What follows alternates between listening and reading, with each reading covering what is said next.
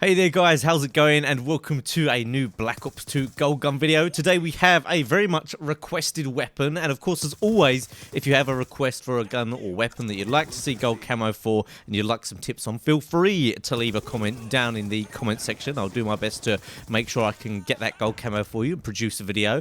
And Sky H was very popular in the last video that I did in the comment sections for what you guys wanted to see next, and I think it's because it's one of these weapons that no one's really sure why they would use it, and it just becomes massively underused. You know, there's a few people out there who do really like it, but no one can really understand why. It seems to be quite bad at a lot of things. It's got quite a slow fire rate, it's not very good close quarters, it's got a fair amount of kick to it, it doesn't have a large magazine. I'm describing this as a really bad weapon. However, I actually do enjoy using this weapon. I wouldn't call it one of the top tier assault rifles, but I do think it's very good, and I just think it's one of these guns, if it suits your play style, it just works, and you know, you can't really explain why you like it, but it just works for you. Now, I'm going to go into some of the properties and statistics of this weapon and try and explain why it does work for me sometimes.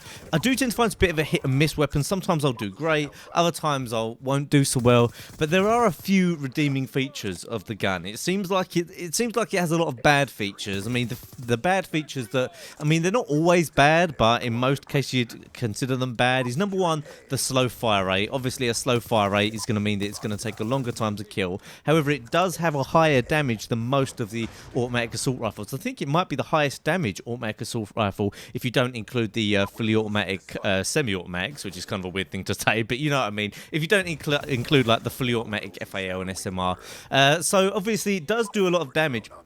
However, it does have a quite serious amount of kick. Now, Black Ops 2 for me seems to be one of these games where I find it really hard to judge the recoil. Sometimes a gun will feel like it has a lot of kick, other times it will feel like it has hardly any kick, and back kick, I mean recoil, kind of the same thing.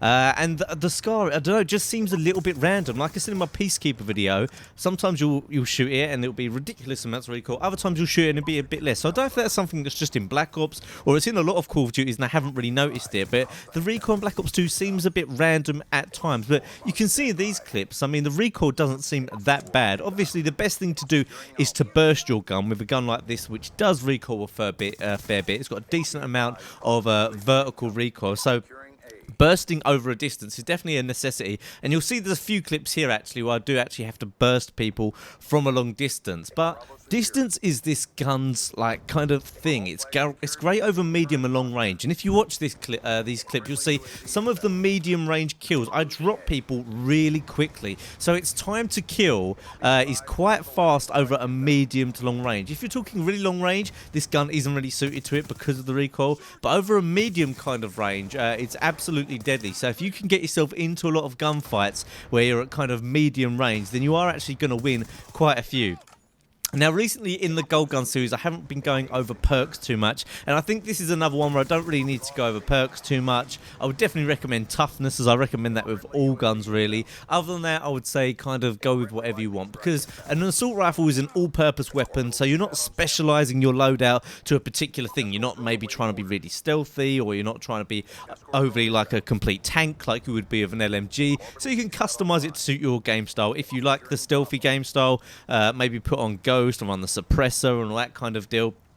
But let me go over what are my favourite attachments. Now, first of all, another one of this gun's redeeming features that I suppose is a little bit overlooked if you don't really think about it, is the fact that it has a beautiful iron sight. The iron sight on this gun is probably the best in Call of Duty. It's so clean, it's so clear, and I think the reason for that is the actual sight is raised really high off of the gun itself. You'll see when I'm aiming down the sight, the gun is quite low on the screen, so it kind of points up and gives you a really clear view of what's going on. It's just a thin circle itself, the actual reticle that you're looking down, a really amazing iron sight, and obviously that negates the need for a red dot sight, a reflex sight, or anything like that. Of course, maybe something like a target finder might be decent if you do like using the target finder, but it does have a great iron sight, which means I can use 3 attachments without using an iron sight, and also means that I get, you know, all of these extra kind of perks out of using these good attachments. Now, the first attachment I recommend, and which is probably the most vital with this gun and with most assault rifles, is the stock attachment. The extra mobility really helps you out, and when you're using an assault rifle, you want to be looking down sight. You'll see here all the time, even when I can't see someone, I'm aiming down the sight, and the reason for that is your aim, the bullets when you're firing down the sight obviously are a lot more accurate, and the more time you spend aiming down sight and shooting down sight, you're going to be more and more accurate. If you find someone just runs up on you and you're not already looking down the sight, you're going to have trouble unless you're running maybe a submachine gun, which has a much tighter hip spread. So aiming down sight is a necessity, and using stock just allows you to have that extra mobility. Like you can see here, I can just walk up to these guys while aiming down the sight. If I tried to do that without stock, I'd just be really slow and cumbersome. I maybe wouldn't have been able to keep up with him. So I'd say stock is definitely my favourite attachment. Fast mags is a good one because the gun actually, it fires slow, but you do tend to run out of ammo quite a lot. And me, I'm just a complete reload nut. I constantly reload, and I find it really helps me out. If I go without fast mags, so many times I find myself in awkward positions where I've run out of ammo, so I like to get in and around the action as well. So fast mags really helps out if you're a player that likes to get in and around the enemy spawn and get behind them, to the side of them, and you might face a lot of enemies at once.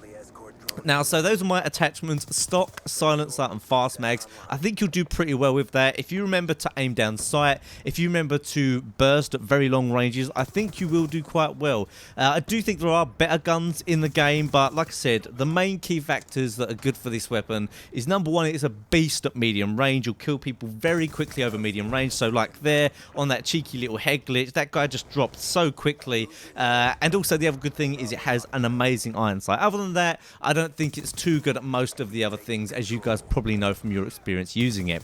So I give it a 7 out of 10. I would give it an A if it had a couple more redeeming features, because it is decent, and you can see I've got some decent clips here, got lots of swarms and things while using it, so it's not terrible at all, but definitely probably one of the weakest assault rifles in general. But you know, if you're a good player, then you might be able to master it, you might be able to do well.